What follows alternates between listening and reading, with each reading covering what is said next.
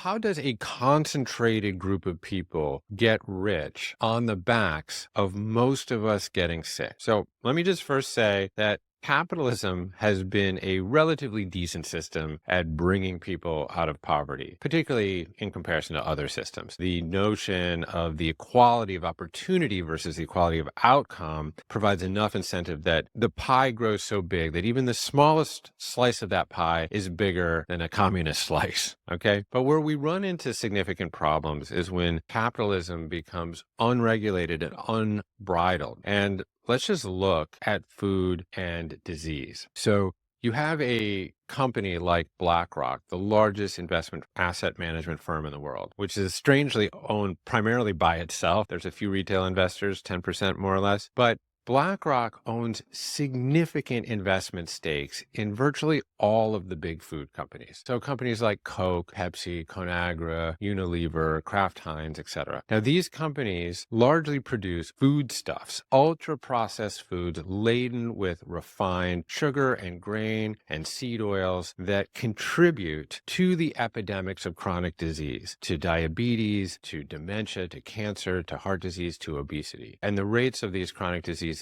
are just off the charts. At the same time, BlackRock also owns significant interest in many of the pharmaceutical companies, companies like Pfizer, Novartis, Merck, Johnson & Johnson. These companies produce the pharmaceutical drugs that address the symptoms of the diseases that are caused by its food companies. Never addresses the root causes of the disease, but just addresses the symptoms such that people need to be on these drugs for the rest of their lives. That can obviously be very, very profitable for pharmaceutical companies. So there's no real Voldemort in the room per se. It's just that we have created this system where we have a company, an investment firm that owns shares in the companies that deliver the poison and then deliver the antidote to the poison. And you can see who the loser in this equation is. It's the people, while a very, very few concentrated group of people get rich. So generally, in a functioning democracy, government would regulate this. They would put their thumb on the scale to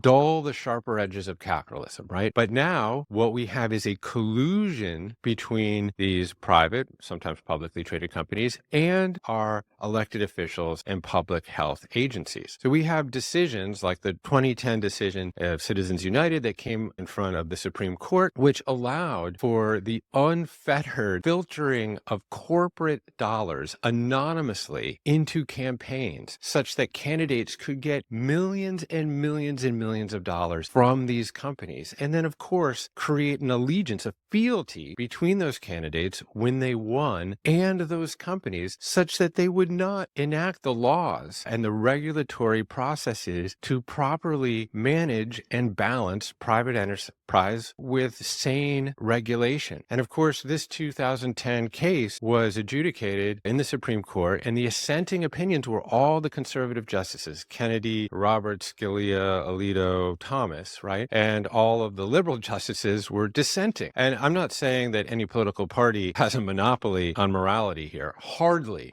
that's the case. But in order to put this system back on track, citizens must flex their muscles and vote in the candidates that are most likely dedicated to proper regulation such that we can have a better balance between capitalism and private enterprise and sane regulation for the sake of people's health.